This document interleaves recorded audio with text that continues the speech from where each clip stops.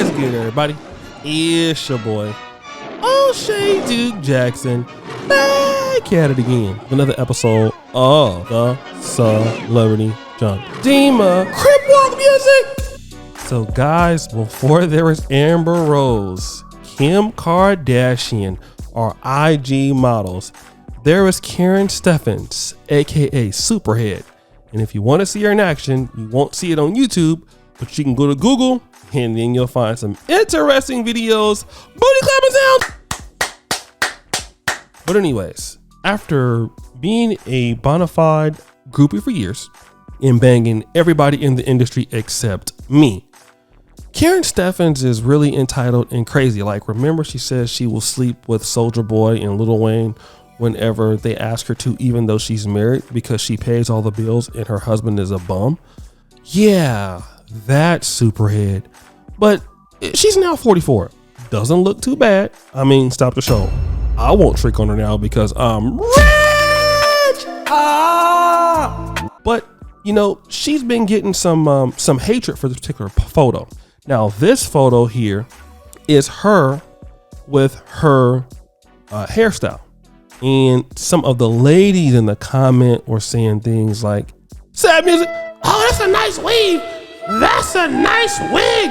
Girl, where you get that wig from? And Karrine Steffans was not too happy about that.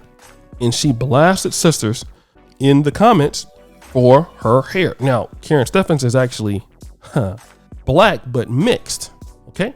So for the black women out here who are more African, she had this to say about you. Day music. This is my natural hair. No pieces, no wig, no chemicals, no sandals. I'm sorry. I just stopped the show. I was just joking. She didn't say that. Just fucking hair, blow dried and pressed at the root only. Bangs have been slightly curled. I don't have nappy, curly, or coily hair. I'm a mixed breed Caribbean woman. Puerto Rican, Danish, French, and Jamaican. Versions of black and white. I am literally not like you in any way. So you've got to stop expecting me to have hair just like yours and assuming my ish can't be real. No makeup, no wig, and I'm killing y'all still at almost 44 years old. Don't talk to me, talk to your therapist. Boo. Can I get a ooh sound effect? All right. So again, you have people here on YouTube like Rashida Strober who blame black men for colorism. And don't get me wrong, there are some black men who are into colorism, like Big Sean. Yeah, and Janae Aiko. Y'all didn't like that video I posted about that, but it's okay, I still love you. So people, there are brothers out there who definitely prefer the lighter look. But the reality is colorism is something that black men just don't deal with. Black women deal with it themselves. Now, see, this argument has nothing to do with black men. There's obviously some jealousy between the darker women in the chat and her. And see, this is not just happening today. It's been happening for a long time, maybe as long as she's been growing up. And she has to tell people, like, I'm not like you. And she starts naming all of the things that she's mixed with and proud. I'm French. I'm Danish. I'm Jamaican. I'm Puerto Rican. I don't have nappy hair like the rest of y'all because y'all mad because y'all hair can't look like mine's. But y'all over there weaving, wigging, and sounding up. But let me also talk about that. The thing is that a lot of black women who have more of a natural texture of black hair or nappy hair can also have their hair like that if they grow it. But I'm not going to get into hair growth or anything like that today. That's not what we're talking about here. We are dealing with colorism between women, and women have fought this battle out in the black community for years. Now I will give a shout out to Tommy Sotomayor because he's the first person that said this, but they used to be light-skinned black women in the black community. It's no fault that they're light-skinned. But then if they were pretty and guys liked them, the girls would beat those girls up, okay? Because they would thought that she was pretty. And it made me realize that I've seen it.